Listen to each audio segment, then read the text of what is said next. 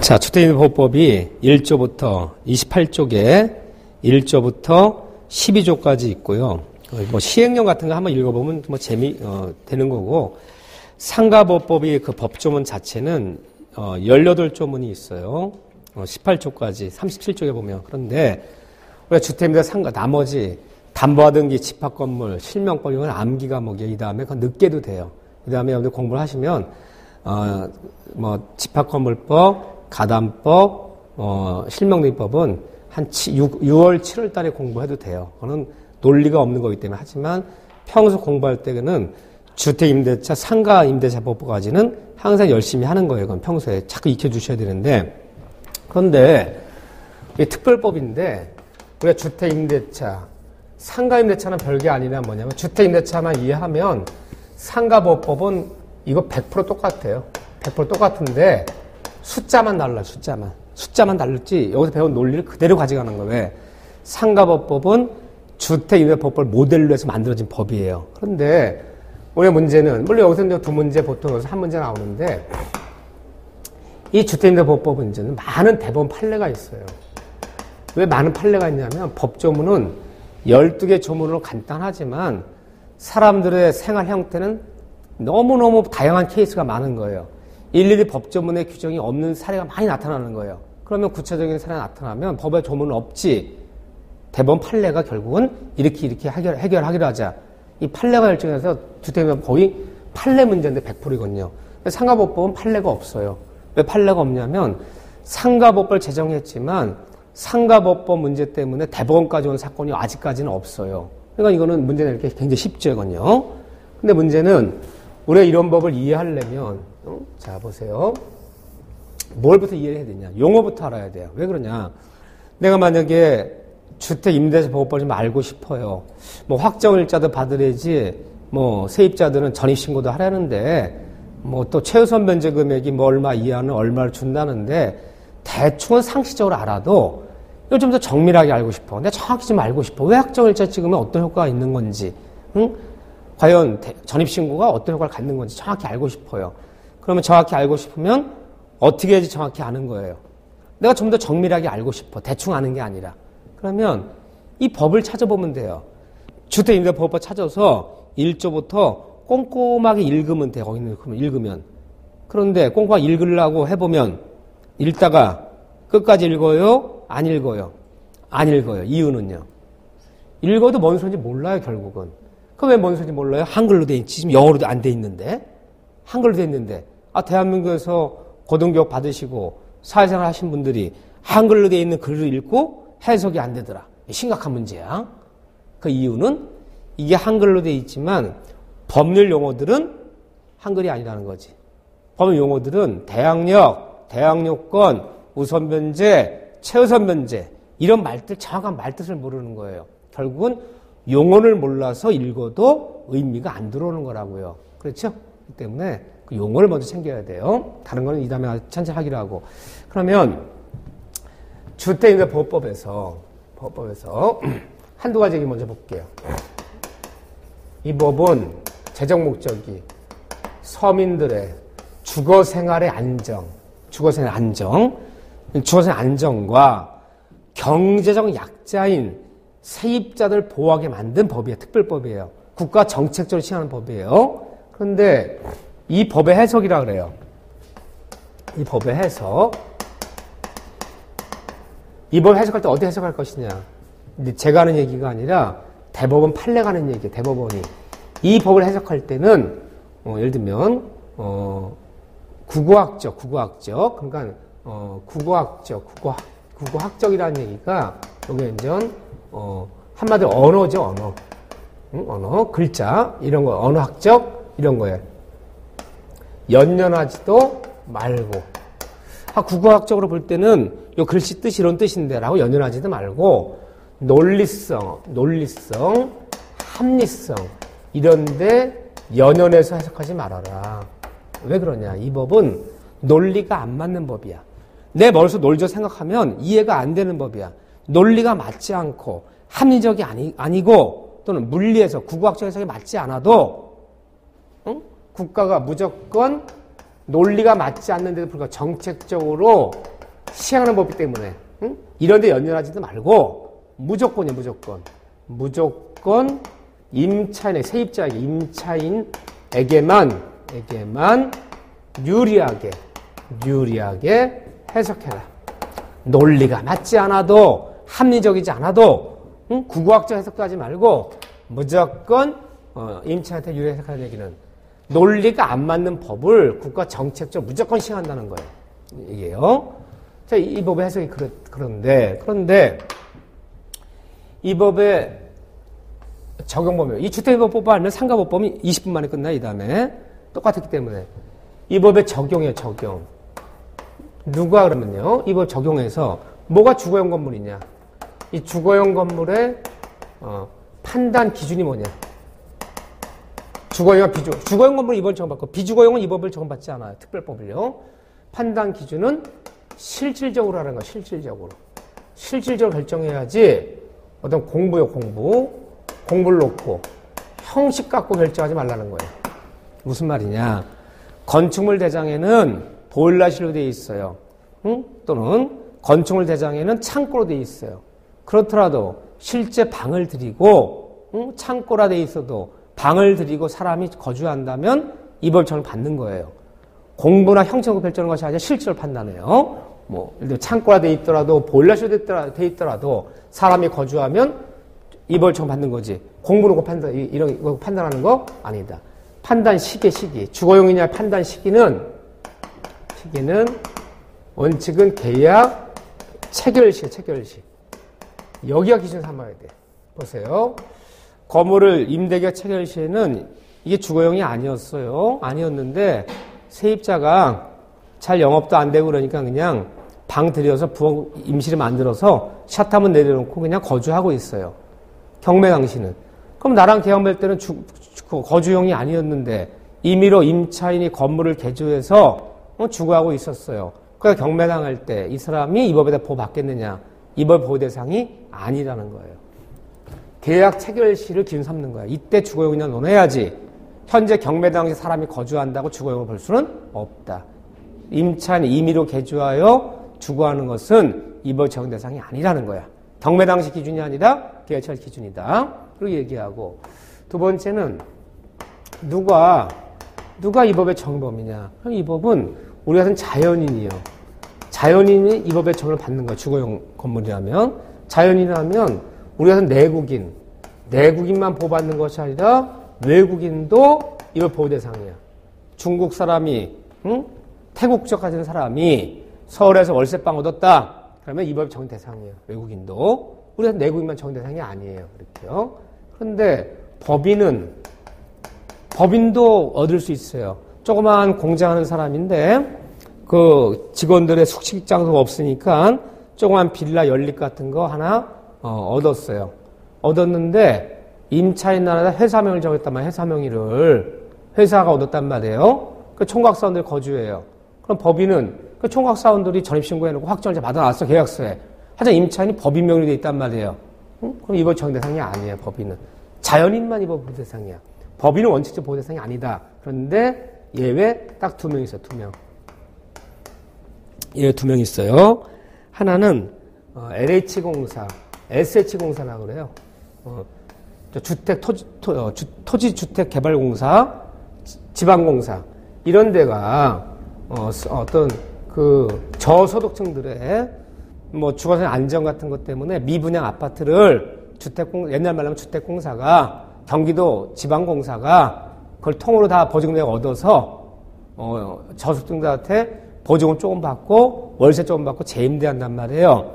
근데 그때 그 SH공사 지방공사가 임대계약서 확정일자 받아놓고 그 저소득층들이 들어오는 사람들이 전신고했다면 이 법에 따라 보호 대상이 돼요. 대학령 우선 인정해요. 예외 인정하는 거에 딱 이거 하나. 주택공사, 지방공사. 하나는 신설됐죠. 2014년에 작년에 중소기업법에 따라 중소기업으로 등록된 중소기업은 이 법 적용이 된다 그래요. 그래서 중소기업에 등록된 중소기업이 직원들의 숙식용을 사용하기 위해서 아파트 얻고 연립 빌라 얻어서 회사명을 얻었더라도 직원들이 전입신고하고 확정일자 받아놨다면 이 법에 따라 보호 대상이 된다. 2명만 예외 인정하는 거야. 이거 제한 나머지 법인은 이 보호 대상이 아니다 그래요. 세 번째는 누가 이걸 보호받을 것이냐. 이 법은 사용대차요. 사용대차는 주거용이더라도 이 법의 보호 대상이 아니에요. 집을 빌려주고 방을 빌려주더라도 무상으로 빌려준 거죠. 무상으로. 월세나 차임받고 보증받은 거 아니에요. 동네 연로하신 분이 오갈 데가 마땅치 않다 그래서 마침 내가 지하에 방이 비어서 할머니 임시로 여기 거주하세요 라고 했어요. 이렇게요.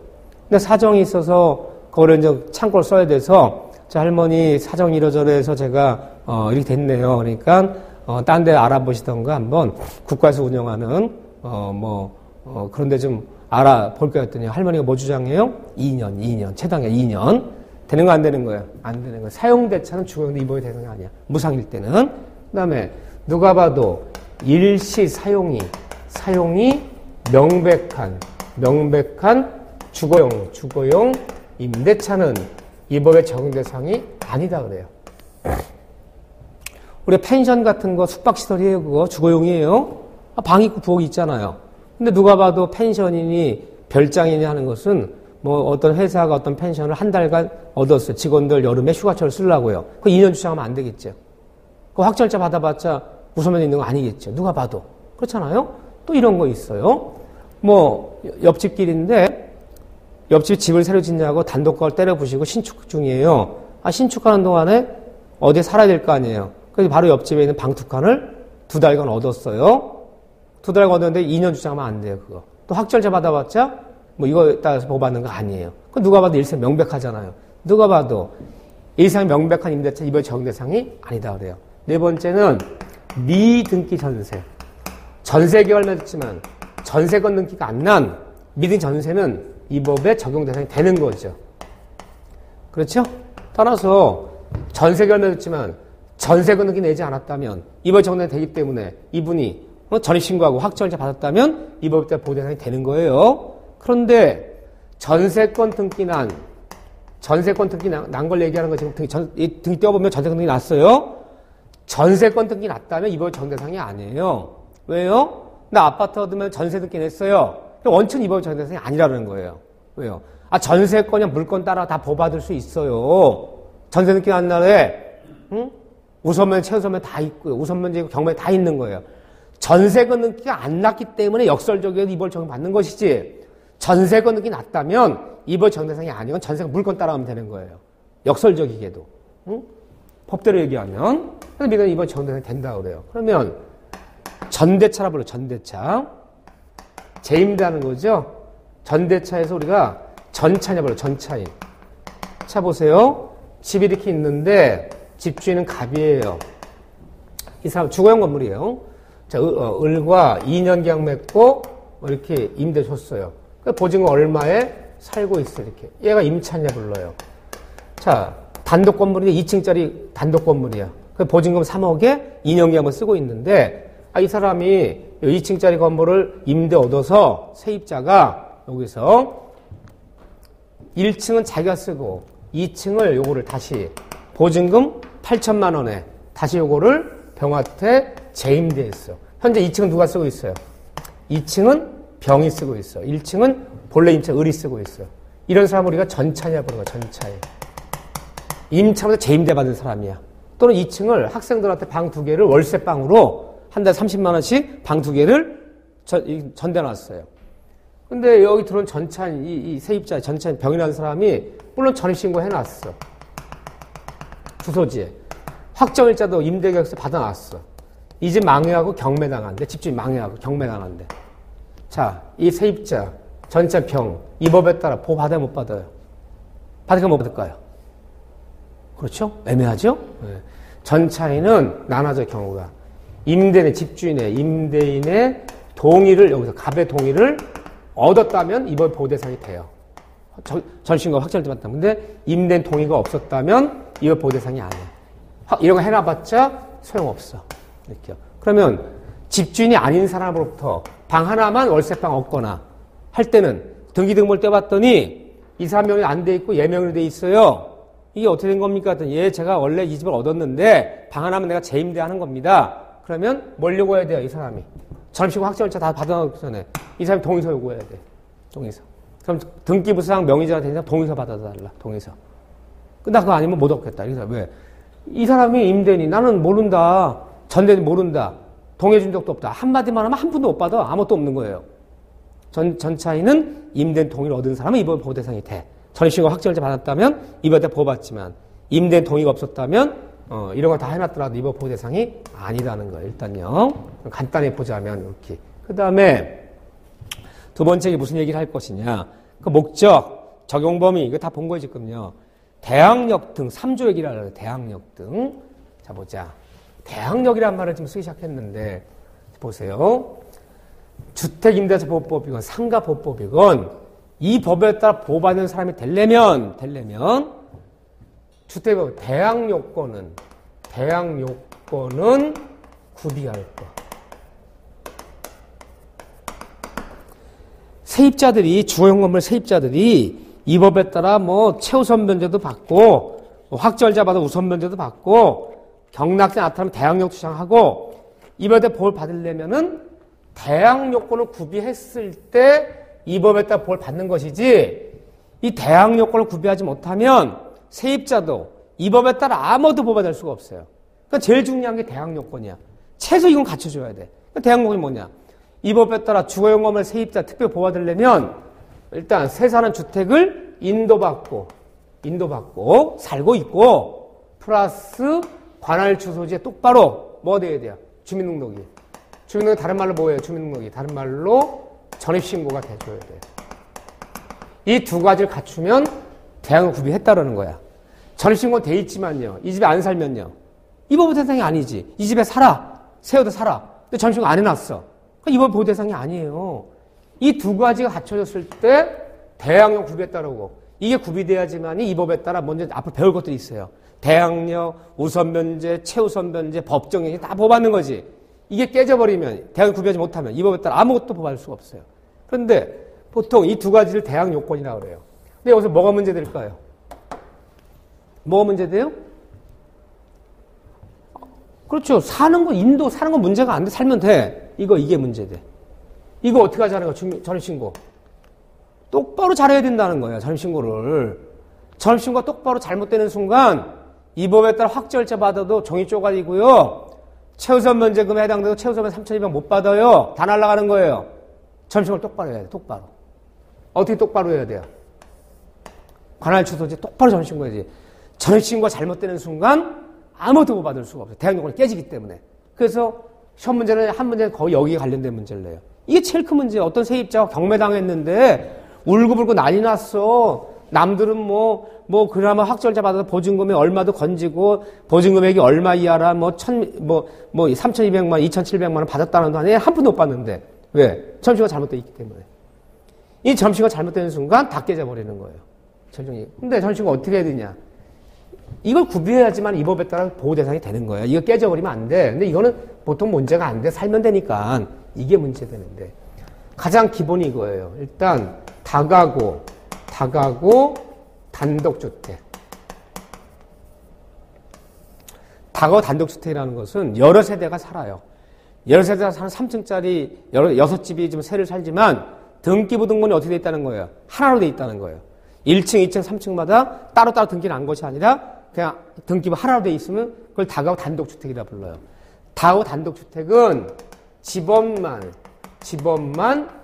일치하면 돼요. 집원만 일치하면 돼요. 집원만 일치 전신고하면 혹시 동이라든가 호수가 있더라도 이런 거 일치하지 않아도 이런 거 신고하지 않아도 이 법 따라 대항요건 구비한 거야. 집원만 일치하면 다 보호받아요. 그런데 다세대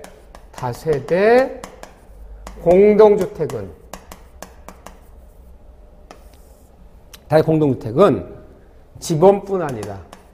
집원뿐 아니라 다세대 공동주택은 뭐예요? 따로따로 등기를 한 거지. 3층짜리 건물인데 1층 101호, 102호, 103호 다 따로따로 등기, 개별 등기 다 두고 있는 거. 등기부를 따로따로 만들어 놓은 거. 그걸 다세대 공동주택 불러요. 연립, 빌라, 아파트 이런 게 다 공동주택이죠. 응? 따로따로 등기 났잖아요. 이런 데는 집원뿐 아니라 호수, 이런 것이 모두 일치해야 돼. 이런 게 일치하게 전입신고 못 해놓으면, 이런 게 일치하지 못 해놓으면 이걸 갖추지 못했기 때문에 이 법에 따라 아무것도 뽑아줄 수가 없어요. 그런데 우리가 어디서 문제되느냐? 이게 다 일치해야 돼, 이게. 아파트는 이럴 염려가 없어. 아파트 문제 안 되는데 조그만 빌라, 조그만 연립 이런 데가 문제예요. 자, 보세요.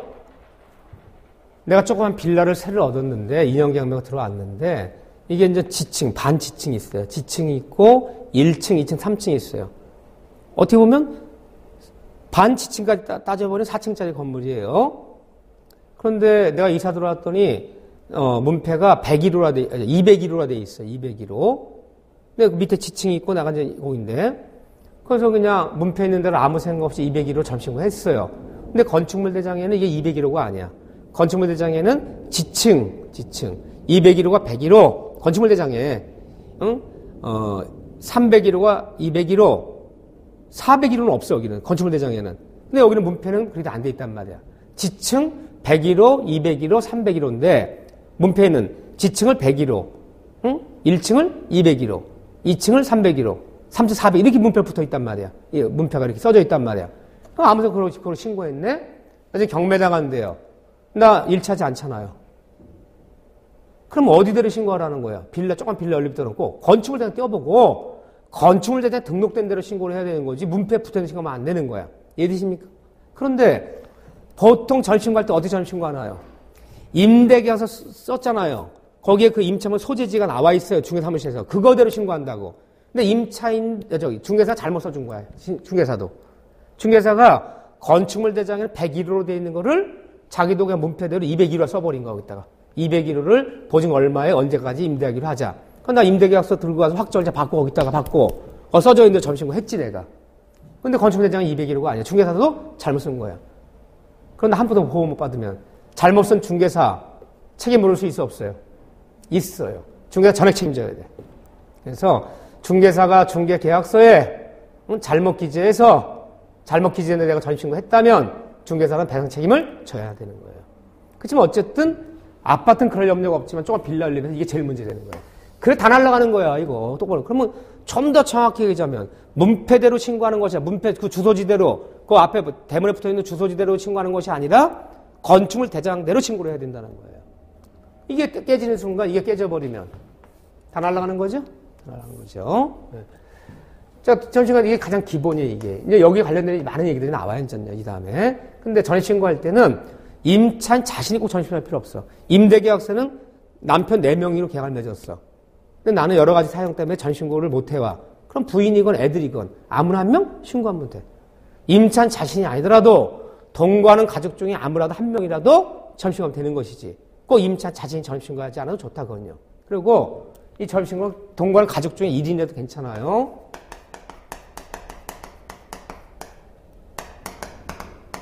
하면 돼요. 그런데 이거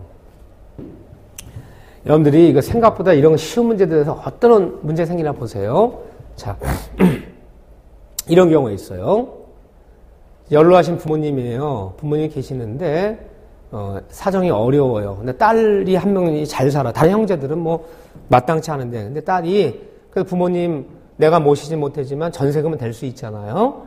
그래서 형제 중에 한 명이 전세금 1억 5천을 댔어요. 아파트를 이렇게 속칭 미등 전세.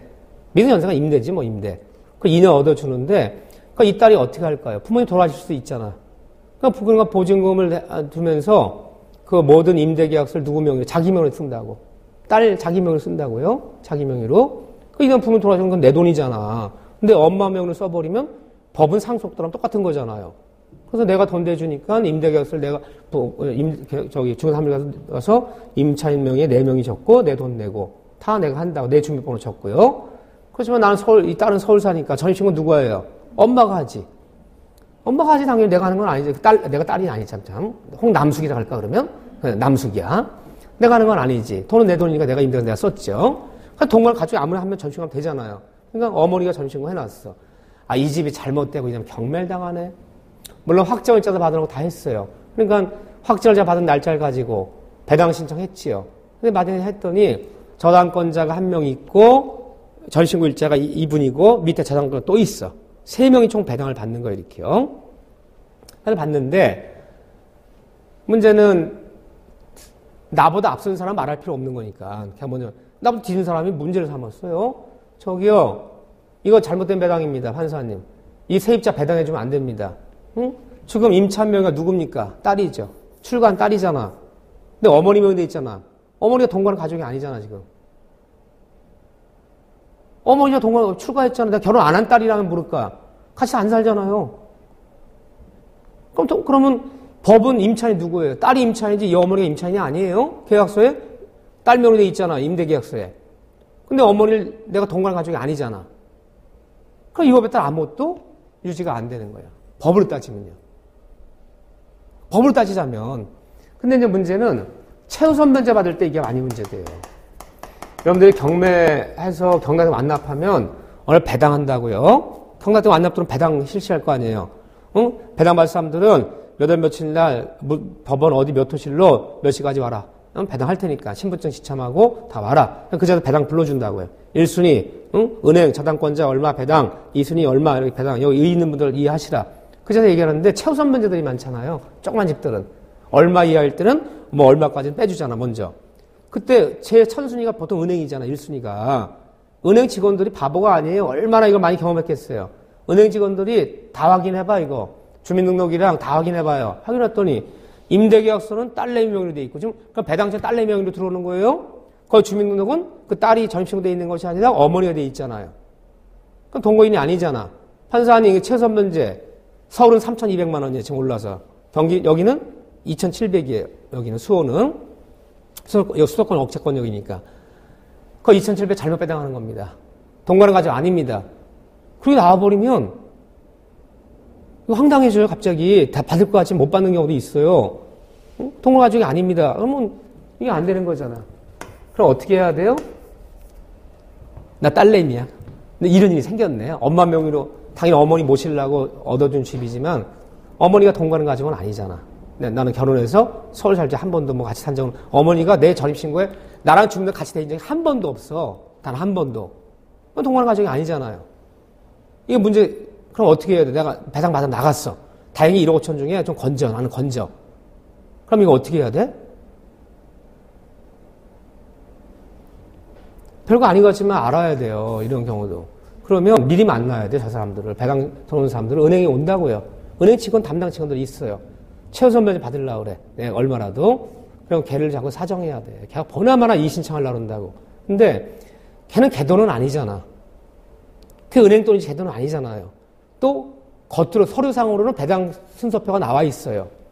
1순위, 뭐 최우선 면제금 얼마, 세입자 뭐 2순위 뭐 이렇게 돼 있잖아요. 그럼 회사 때 문자 받을 일은 아니야, 그게. 법은 형식. 근데 그 자리에서 이 사람이 이의 신청하려고 그러거든. 사정해야 돼. 제자꾸 울고불고 사정해야 돼. 응? 이게 사정이 이렇게 된 사정인데, 다시 어머니 어디 모셔야 되는데, 쫓겨나면 이제 갈 데도 없다. 제발 좀, 얘 만나 미리 얘기해야 돼요. 내가 다 알고 있어요. 한두 번 얘들이 경험해. 맨날 와서 배당받는 애들인데, 다 확인하고 오지. 이게 제일 문제 돼요. 이게 아무것도 아닌 얘기 같지만, 이게. 예? 그러니까 이제 받으려 신청했겠지. 신청하면 은행이 문제 삼겠지. 최우선 면제가 지네보다 먼저 받아간 돈이잖아, 그 돈이. 그러니까 지들이 받을 돈을 걔가 먼저 빼가잖아요. 그러니까 이런 일이 생기면 그 은행 직원을 자꾸 사정해야 된다니까. 다른 법은 없대. 법은 없대니까. 통과하지 아니잖아. 그래서 이래저래 사정하면 얘가 이 신청을 안 하면 통과되는. 법원은 신청한 대로 줘, 무조건. 법원은 조사 안 해. 신청한 대로 줘요. 법원이 뭐 직원 파견하는데 야, 그 동거를 가지고 확인해봐라. 아무도 없어. 그렇지만 돈의 문제도 받을 사람들은요. 조사하겠지. 나보다 먼저 받는 사람은 조사하겠지. 근데 문제가 있다 그러면 그냥 이 신청을 하려고 그러죠. 근데 그게 이제 일반인이라면 절대 양보 안 하지만 이게 은행 직원들이 나온단 말이에요. 그러면 걔를 자꾸 사정해야 돼. 울고. 그래서 걔가 봐주는 거야. 정말이에요. 아무것도 아닌 것 같지만 가만히 있으면 되는 게 아니에요. 동거를 가지고 일이. 또 물론 잠시만 유지돼야겠죠.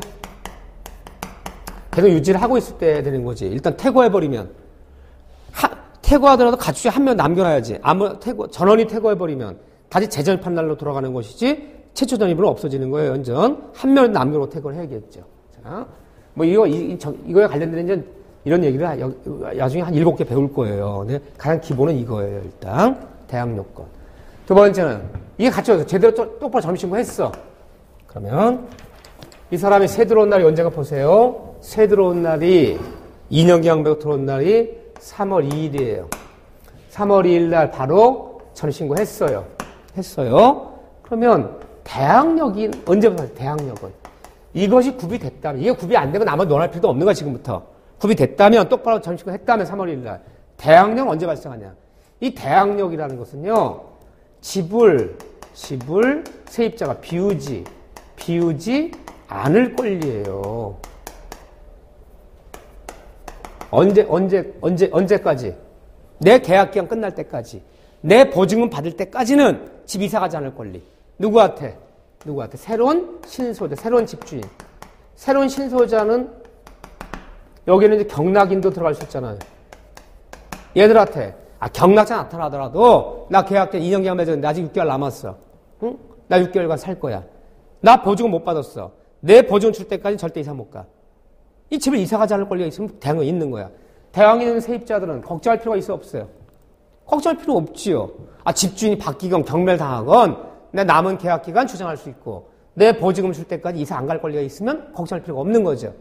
대항력이 없는 세입자가 경매 들어가면 걱정을 하는 거야. 경락에 나타나면요. 집은 벼줘야 되지. 내가 남은 계약기간 주장도 못하지. 보증을 못 받은 것도 할 수 없지. 보증 못 받다 집 비우지 않을 권리가 없잖아요. 대항력 없으니까. 이사 가야 되잖아. 한 푼도 못 받고. 그런 세입자 걱정이지. 대항력 세입자는 걱정할 필요가 없어. 이 권리가 있으니까. 이게 대항력, 하나만 논하는 거, 이거 집을 비우지 않을 권리예요, 이거. 내 보증금을 받을 때까지, 내 계약기간 만료시까지. 근데 대항력 언제 발생하냐? 우리 법적으로 대항력을 구비한 2길부터 발생한다 그래요. 그러면 이때 이사 들어왔고 절친구 했어요. 그러니까 대항력은 2길이에요. 2길로부터 대항력이 발생한다. 2길이라면 언제 정확히? 3월 3일부터 발생하는데 그날이 아니에요. 절친구 그날이 아니에요. 3월 3일 0시부터 대항력이 발생 0시부터. 2길 0시부터. 그런데 대항력을 논할 때는 뭐만 따지는 거냐? 집을 비우지 않을 걸 논할 때는 이 대항력권, 이 두 가지만 따지는 거지. 대항력을 논할 때는 확정일자 받았느냐? 확정일자 받았느냐 여부는 논할 필요 없어요. 확정일자는 언제 써먹는 거냐? 확정일자는 세입자들이 그 주택이 경매당했을 때 확정일자 써먹는 거지. 경매가 아니라면 법원에 가서만 써먹는 거야. 법원에 제출하는 서류예요. 배당해달라. 경락 때 배당 신청할 때 확정일자 필요한 거지. 대항력이 있어도 경락장은 신데 집을 비우지 않을 것이라는 확정을 논할 필요 없는 거야. 확정을 받는 안 받는 관계없어요. 이 두 가지만 갖추면 되는 거야. 이거는요. 그런데 이날부터 대항력이 발생한다 그래요. 우리 법조문에. 그러면 3월 3일부터는 다 대항력이 있으면 전입신고 2일부터 다 대항력이 있으면 세입자들이 확정일자 안 받아도 관계없다 그랬어요. 이것만 갖추면 된다 그랬어요. 걱정할 필요가 있어요? 걱정할 필요가 없어요? 걱정할 필요가 없잖아요. 나 전입신고 했는데? 그럼 3월 3일 그 다음날 0시부터 대항력 발생한다면 집 비우지 않을 권리 있다 그러면 걱정할 필요 없잖아요. 근데 어떤 새 사는 집이 경매 당하면 세입자들이 걱정해요? 걱정 안 해요? 걱정하지. 야, 이건 나 불안한 거, 쫓겨나는 거 아니야? 보증을 못 받고? 걱정할 필요가 없잖아? 3월 3일부터 0시부터 대항력 발생한다면 이미 나 1년 6개월 전에 전입신고 하는 건데? 이게 경우가 나눠지는 거예요. 이때부터 대항력이 있을 수 있다는 것 뿐이지 반대 대항력이 있다는 얘기가 아니에요. 경우의 수를 나눠야 돼요. 이 주택이 새 사는 주택이 두 가지 나눠져야 돼요. 주택이 통상의 경우로 집주인이 바뀐 거예요. 통상의 경우가 뭐냐면 일반적인 경우요. 자, 새 사는 집이 매매됐어요. 새 사는 집이 증여됐어요. 새 사는 집주인이 돌아가셨대요. 상속이 됐어요. 이런 식으로 집주인이 바뀌는 거야. 이런 식으로 집주인이 바뀔 때는 언제 집주인이 바뀌면 3월 2일 이후에 바뀌면 대항력이 있는 거죠. 난 0시부터잖아. 근데 이 사람이 매매가 언제 됐냐? 3월 3일부로 소유권 이전에 넘어갔어. 나는 어저께 이사 들어오고 전신고 했는데 그 다음날 소유권 이전에 넘어갔단 말이야. 그 다음날 3월 3일에 집주인 바뀌었어요. 그러면 얘는 등기 언제 냈을까요? 3월 3일 9시는 됐을 거야. 아침 9시는 돼야 되는 거 아니에요? 난 몇 시부터예요? 0시부터죠? 대한민국 관공서가 0시 문 여는 데 없잖아요. 그러니까 내가 앞서잖아. 대학로 있는 거죠. 그러니까 그러니까 3월 3일 날 집주인이 이렇게 바뀌어버리고 그 다음날 바뀌어버리면 새로운 신소유자한테 그대로 대항력 주장해서 남은 계약 기간, 아직 2년 남았네. 2년 다 남았네. 남은 계약 기간 주장하고 내 보증금 승계받아라. 그래서 얘가 빼줄 때까지는 이사 안 갈 권리가 있어요. 대항력 있는 거죠. 이거 걱정할 필요가 없는 거죠. 걱정 안 하잖아, 보통 이렇게는요. 세입자 들어온 다음에 집이 매매가 되든 팔리든 뭐 증여가 되든 상속되든 걱정 안 하잖아요. 왜? 3월 3일 0시 이후에 바뀌면 관계없어. 그런데 보세요. 언제 바뀌었느냐. 이 집주택의 소유권 이전 등기가 3월 2일 날 넘어갔어, 소유권이. 자, 보세요. 몰수 상상해 봅시다. 자, 내가 집 봤어. 집이 또 마침 공실이야. 세입자 이사하고 빈집이야. 빈집은 이사 들어오면 되잖아, 그대로. 그래서 계약서에 언제 보증 치료했느냐. 3월 2일 날 보증 치료 이사 오기로 했어. 그러면 이사 오는 날, 중개 사무실에서 중개수를 주고, 그 자리에서 보증금 주고, 이사님 풀렀죠? 이사님 좀 정리를 해야 될 거 아니야. 물론 포장 이사 하지만. 이사 오는 날은 보통 뭐 먹어요, 우리가? 짜장면 먹어요. 주방기구 꺼내내기도 그러고, 정신없어 죽겠는데, 밥을 어떻게 합니까? 짜장면 시켜 먹어요. 짜장면 시켜 먹다가 뭐가 문득 생각났어요. 뭐가 문득. 중개사무실에서 꼭 주의 주죠. 오늘 꼭 점심신고하고 확정을 받으라고. 갑자기 그 생각이 난 거야. 그래서 짜장면 먹다가 시간을 봤더니 5시 55분이야. 6시에 문 닫잖아, 동사무소. 그 짜장면 먹다가 놀래갖고요. 막 뛰어갔어요. 점심 가려고. 막 뛰어갔어. 근데 젓가락을 들고 왔어. 뭘 들고 왔어야 돼, 원래. 확정일자까지 받으려면. 임대가서 원볼 들고 왔는데 그걸 들고 왔는데 젓갈 들고 왔어? 전신권 되잖아요. 그 전신권 했어, 내가. 3월 1일 했죠? 확정일자 안 받아도 관계없다 해서 이걸 논할 때는 이래 전신권 했어. 그런데 집주인은 보증을 받자마자 소유권 이전에 필요한 모든 것을 준비해놓고 있다가 어디로 뛰었어요? 등기소로 뛴 거야. 등기소 뛰어서 이전 등기 넘겨버렸어, 그날부로. 날짜 갑죠? 전신관 날 3월 2일, 집주인은 3월 1일 이전 넘겨버렸어요. 얼마든지 있을 수 있는 얘기잖아요. 의도하면. 그럼 새로운 집주인이 언제 이전 등기 받은 거야? 3월 2일 날 이전 등기 받았잖아요. 새로운 집주인한테 얘 대항력이 있어, 없어, 세입자? 없잖아요. 내가 대항력 3월 3일 0시부터인데 얘는 3월 2일 날 이전 받은 사람이잖아. 새로운 집주인이 나타나 내용 경보냈어요. 나가래요. 나가라 그러면요. 법정 나 나가야 돼, 안 나가야 돼? 나가야 돼. 보증금 어떻게 하고? 전 집주인한테 얘기해. 전 집주인. 그럼 어디 갔냐 했더니 경마장 가 있대. 돈 어쨌니? 다 썼대. 콩밥이나 먹여달래. 요즘 웰빙식이래 아주. 응? 아주 마음 편하대. 제가 참 교도제도 문제가 있어, 이것도. 민사 돈 없으면 못 갚는 거지 뭐. 형사 고발하래요. 얘 사기죄예요. 당일날 세입자들이 당일날 이적 넘긴 것은 이건 구속이에요, 사기죄로. 콩밥 먹여달래. 근데 이거 콩밥 10년 먹겠어, 5년을 먹겠어. 생각해보세요. 사람 죽인 것도 7년, 8년이면 나오는데. 기껏 때리봤자 2년 때린다고 저거. 응? 그럼 가 있어. 그럼 돈은 못 받잖아. 안 쫓겨. 얘한테는 권리 없잖아. 얘 나가라, 얘. 안 나가면요. 인도 소송도 인도 명령 들어오겠죠. 그럼 판사가 나가라 그러겠지. 나 보증 날리고. 아무것도 아니야. 그럴 수 있어요. 이게 무슨 소리야. 이 법이 아무리 세입자를 보호하려고 벌 만들어도 허점은 있는 거야.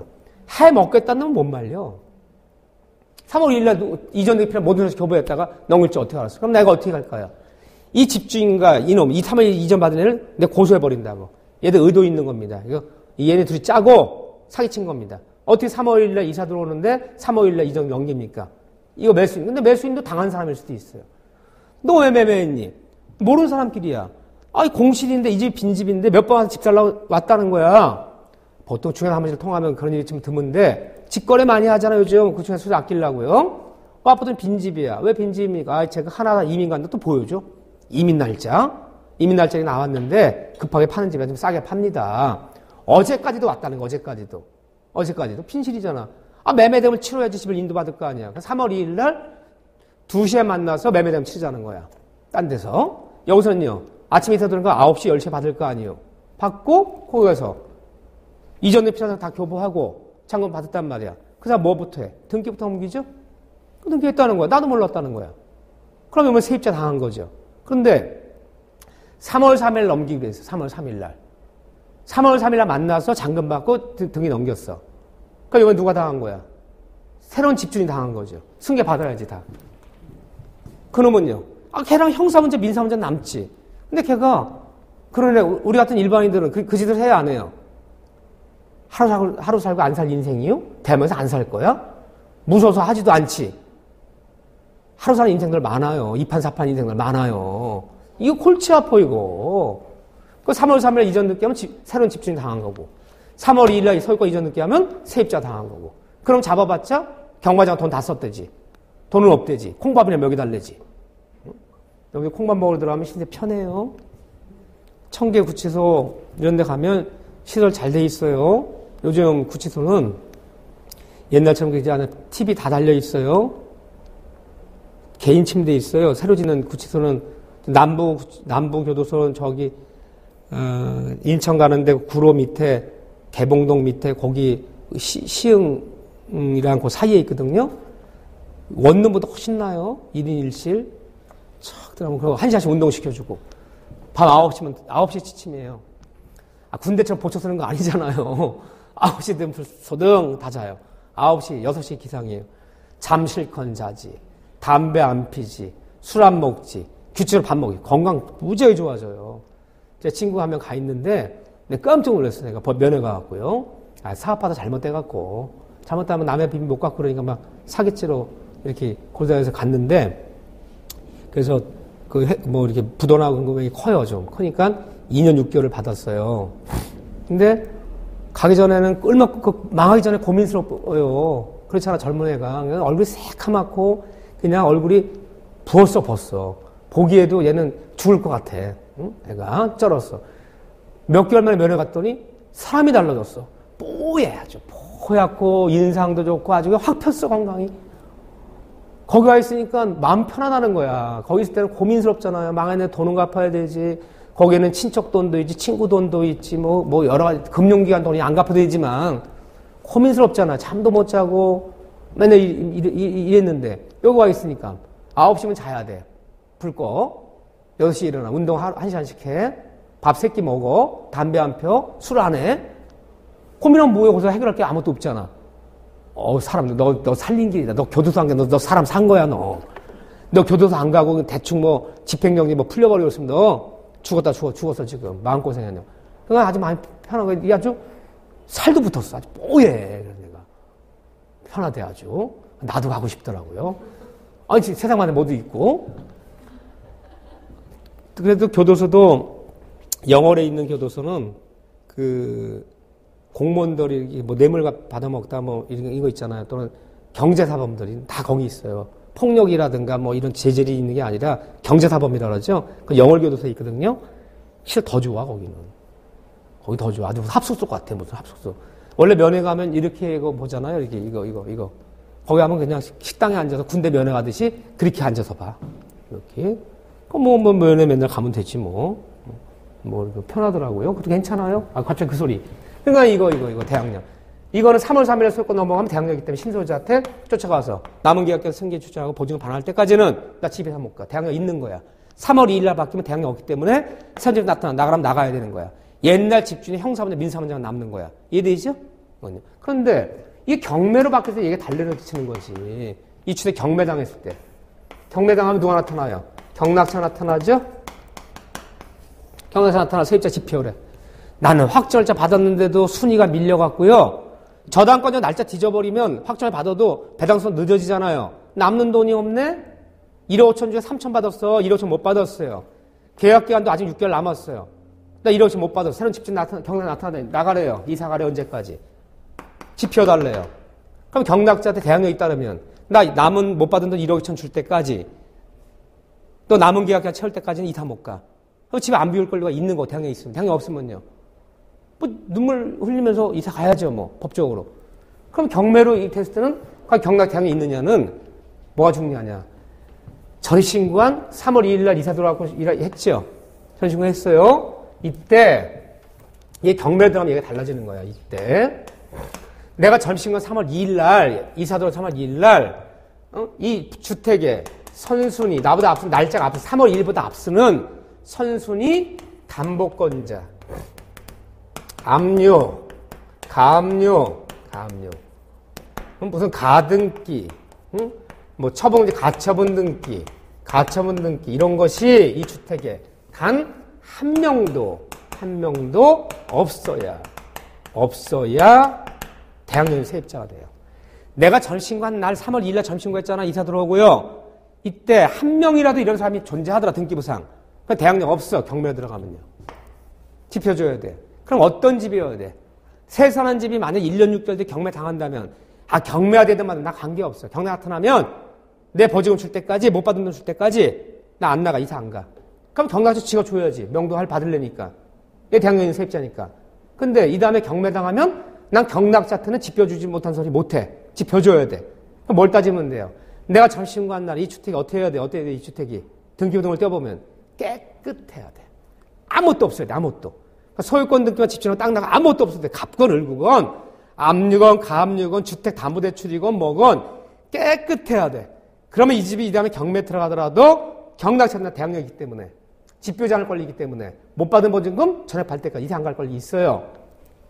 한 명도 없어요. 한 명도 있어버리면 대학령 없는 거예요. 근데 대부분 세입자들이 아까 제가 말씀드렸지만 이런 식으로 집주인 바뀌었어요. 집주인 바뀌었어요. 보통 걱정해 걱정 안 해요.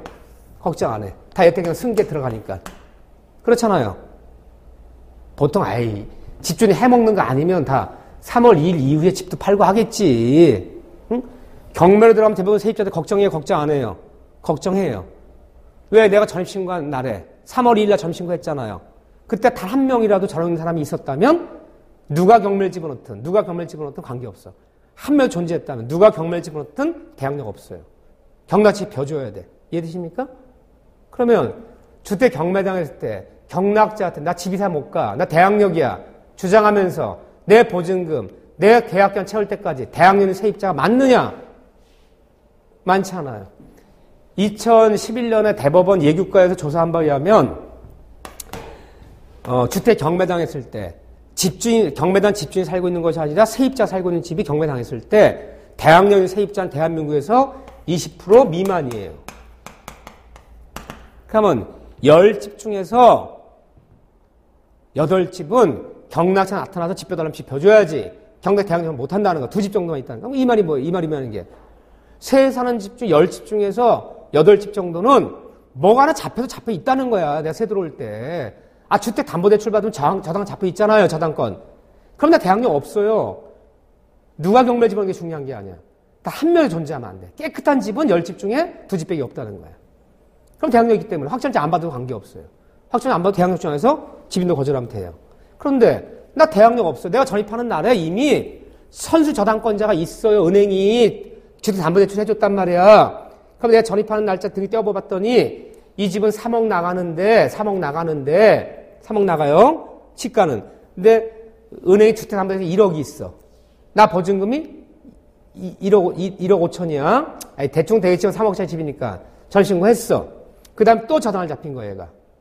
또 누구한테 압류를 잡혔어. 근데 나보다 앞섰던 애 경매 걔가 집어넣은 게 아니라 후순위가 집어넣었어. 후순위가. 그래도 대학령은 없어요. 누가 집어넣든. 경락자 같은 경락자한테 인도 거절을 못해요. 그러면 나 순위는 몇 순위예요? 그럼 확정자 받았어야지. 확정자 받으면 경락등 배당을 신청하면 두 번째 순위를 배당을 해줘. 근데 대학령 때문에 세입자가 확정자도 안 받아버리면 경락자 나타나면 내가 전입신고한 날에 한 명이라도 이런 애가 존재하잖아. 존재하면 경락자한테는 이사 못 간다는 말 못해요. 집인도 거절 못해요. 근데 확정자도 안 받아놓으면요. 경락등 배당 신청도 못하는 거야. 확정자는 배당 신청하는 거거든요. 법원에 가서 우선 변제라 부른 거거든요. 배당도 못 받지. 대학령 없기 때문에 나가야지. 다 쫓겨나는 거죠. 근데 대학령이 세입자라면 내가 전입한 날에 깨끗한 집이야. 아무것도 설정된 게 없어. 단 하나도 없어. 주택담보대출도 없어. 그럼 확정자 안 받아도 관계없어요. 왜 경락자 나타나면 대학령 주장하지 뭐. 나 집인도 거절이야. 내 보증수량은 이사 못 가요. 3년이건 10년이건 살면 되지 뭐. 근데 대학령도 없는 세입자가 확정자도 안 받아놓으면 경락자 집은 인도해야지. 확정자도 못 받아놔서 배당신도 못하지. 또 받아놨어. 받아서 순위가 많이 밀리네. 저당이 3개나 잡힌 집이야 이미. 난 4순위잖아. 남는 돈 없네 거기까지. 그럼 돈도 못 받고 경락자는 대학 못하니까 나가야 되고 큰일 나는 거죠. 이해되십니까? 대학력이 있는 집은 많지는 않아요. 그러니까 이게 문제지 이건 문제가 안 돼. 아까처럼 사기치는 의도적인 게 아니라면 이건 보통 뭐 이전 등기한 이후에 소유권 등기가 넘어갈 테니까 신소재 대항력전에서 다 승계받으면 되잖아요. 근데 이게 문제되는 거지. 이해되죠? 대항력 이거만 논하는 거예요. 이거만. 집을 비울 것이 비우지 않을 것. 두 가지 경우 나눠서. 그 다음에 이제 우선변제권이라고 그러죠. 우선변제권은 여러분들 우선변제권이다. 이 다음에 보면 최우선변제다. 이거는 언제만 써먹는 거냐. 이거는 이 주택이 경매당했을 때만 써먹는 거지. 세사님이 경매가 아니라면 이거 써먹을 일이 없는 거예요. 보통 우리가 우선변제는 뭐라 부르냐면 확정일자라 얘기해요. 우선변제권이 쓰려면 이렇게 얘기해요. 우선변제권이 언제 발생하느냐. 대항력 플러스 확정일자라 불러요. 확정일자 받아야 돼요. 이걸 구비했을 때 우선변제권이 발생해요. 이게. 근데 우선변제권은 법원에 가서만 주장하는 거예요. 법원에 가서만. 나 세입자인데 이 주택 인도받고 전입신고 확정을 받아놨어. 집이 매매됐다네. 새로운 집주인 나타났어요. 나 계약기간 좀 남았어. 6개월. 1년 6개월 살았지만 새로운 집주인한테 확정을 들이밀면서 나 우선변제줘. 그런 말은 없잖아요. 새로운 집주인한테 확정을 다 들이밀면서 우선변제달라는 말이 어디 있어요. 확정일자는 이 세단주택이 경매당한 경우가 아니라면 써먹을 일이 없어요. 그거는 경매당했을 때 법원에 제출한 서류예요. 경매가 아니라면 최우선변제금 다 보증금 4천 이하인데 뭐 2,700 받아야 되는 거 아닌가. 법원에 가서 새로운 집주인한테 그거 주장하는 경우는 없어요. 그럼 법원에 가서만 주장하는 거예요. 법원. 경락자한테 확정을 들이밀면서 우선변제해줘. 경락자한테 최우선변제해줘. 이런 말도 있을 수 없고 새로운 집주인한테 너 확정을 들이밀면서 우선변제해줘. 나 최우선변제 2,700줘. 이런 말 없어요. 그러면 결국 최우선변제, 우선변제라는 얘기는요. 이 주택 경매당했을 때 경락에 대해서 배당이 들어왔을 때 법원에 가서 그 배당금 받을 때만 써먹을 수 있는 용어야. 그때가 아니라 어쨌든 써먹는 게 아니에요. 그건요. 근데 우선변제권이 있으려면 이 두 가지를 갖춰야 돼요. 이게 구비된 날에 우선변제 기준일이라고 해요. 그러면 아까 3월 2일 날 인도받았어요. 이사 들어왔어요. 3월 2일 날 전입신고했어요. 보통 3월 2일 날 확정일자 받죠. 보통. 동사무소 전입신고하면서 확정을 받잖아. 임대원하고. 날짜 겹쳤어. 이 세 가지 갖춰야 돼. 그런데 대항력 플러스 우선변제를 대항요건 플러스가 그러지 않았잖아요. 대항력 언제 발생해요? 얘. 3월 3일 0시에 발생하잖아. 날짜 동의해버리면 얘 우선변제 기준일이에요. 이 주택 경매당했을 때 저당권자 순위, 날짜 비교해서 배당 순위를 정해야 된단 말이에요. 그럼 배당 순위 정할 때 기준일이 언제가 되는 거예요? 얘는. 가장 늦은 시간을 볼 줄 알면 돼. 대항력 플러스 확정일자를 했으니까 같은 날에 다 찍었어. 그러면 가장 늦은 시간이 대항력은 3월 3일 0시잖아. 그러니까 얘는 3월 3일 0시가 기준돼서 경락되면 배당을 다퉈야 돼요. 근데 저당권자가 3월 3일 날 저당을 잡았어. 공교롭게. 1년 6개월 전에. 나 저녁 다음 날. 누가 앞서요, 순위가? 세입자가 앞서. 얘는 0시잖아. 얘는 9시 됐을 거 아니야. 근데 저당을 언제 잡았느냐, 얘가? 3월 2일 날 저당을 잡았어. 그럼 얘가 1순위, 얘가 2순위. 이해되죠? 0시란 기준 잡아놓으면 이게 뚜렷하단 말이에요, 이렇게요. 응? 이거 기준 잡아서 순위별로 내 순위에 맞춰서 확정을 제출해서 경락 배당 받아가는 거야. 모자라면 남는 대로. 그럼 이거만 논하는 거야, 이건요. 우선변제는. 근데 날짜가 이번에 이렇게 볼까요? 3월 2일 날 이사 들어갔어. 3월 2일 날 전신고했어. 근데 확정일자 못 찍어서 3월 2일 날. 왜요? 아까 다시 55분인데 임대계약서 원본을 들고 확정일자 찍어야 되는데 급해서 젓가락을 들고 왔다 그랬잖아요. 그날 또 금요일이네? 통상 문 닫았어. 그러니까 월요일 돼서 찍을 거 아니야. 확정일자 늦어졌네? 3월 5일 날 찍었어. 얘 월요일이야. 찍었어요. 근데 이 집이 1년 6개월이 경매당했네? 저당권자도 몇 명 있대. 그럼 얘는 저당권자 완전 이 날짜를 비교해서 순위를 결정해서 경락되면 배당을 받아야 될까요? 경락되면 배당 받는 걸 우선변제라 부르는 거예요, 이거를. 그럼 날짜 기준일에는 언제가 돼야 돼요? 법으로 얘기하면요. 일단 대항력 플러스 확정일자로 했죠. 가장 늦은 시간을 따져야 돼. 가장 늦어. 이 시간 중에 가장 늦은 거. 그러면 대항력이 언제 발생해요? 대항력 3월 3일 0시에 발생하잖아요. 근데 이거보다 이게 늦잖아요. 그럼 얘는 언제부터 해요? 3월 5일 0시예요? 3월 0시가 되면 땡겨주는 거지. 3월 6일이면 늦어지는 거지. 얘는 3월 5일이 되는 거야, 그냥. 늦게 받으면. 0시가 아니에요. 가장 늦은 시간이에요. 0시라면 땡겨주는 거잖아요. 얘 확정일자 9시는 받았을 거 아니야. 문 열고 동사무소. 또 3월 6일이면 늦춰지는 거잖아. 여기도 더 늦어지는 있잖아 지금. 그럼 얘 3월 5일이 되는 거야. 0시가 아니야. 늦게 찍으면요. 근데 공교롭게 저당 잡은 애도 3월 5일 날 저당을 잡았네. 날짜 겹쳐버려. 그럼 어떻게 되는 거야 얘네는? 동순이 돼요. 동순이. 시간을 따질 수는 없어. 동순이 돼서 안분 배분하는 거야.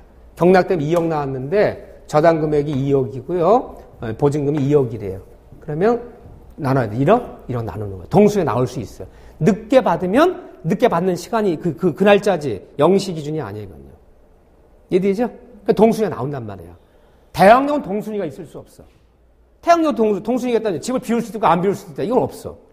근데 돈을 나누는 문제잖아. 돈을 나누는 문제는 동순위가 있을 수 있어요. 확정일자 늦게 찍었는데 공비를 저당 잡은 날짜 겹쳐버려. 3월 5일 날. 그러면 시간을 둘이 다툴 수는 없단 말이야. 너 몇 시에 찍었니? 9시. 너 등기 저당 언제 하면 9시 1분. 이거 따질 수는 없잖아요. 동순위에서 모자는 대로 배당을 똑같이 해줘요. 공평 배분해줘요. 이렇게. 이러면 모자르면 1억 1억씩 나눠주고. 3억 나오면 1억 5천 1억 5천 나눠주고. 통순이 나올 수 있어. 늦게 찍으면. 이해되죠? 그런데 미리 찍어볼까? 미리? 자, 이 사람이 확정일자를 3월 2일 날 찍었어요. 근데 왜 이사 들어오고 전신을 안 했느냐? 그분께서 그분이 누구예요? 미아래 계신 그분, 이 딸랑 흔드시는 분이 그날 이사 날짜 안 좋대. 그날 들어가면 집안 말아먹고 사람 죽는데. 그러니까 계약서는 3월 2일로 했단 말이야. 계약서 보증금을 쳐야 될 거 아니에요? 이사 날짜는 안 좋대. 3월 5일 날 들어가래, 이사는. 이해되십니까? 그럼 그걸 보증을 주니까 계약서 갖고 와서 확정일자 찍어놨지. 하지만 절대 3월 5일 전에는 이사 들어오면 안 된대.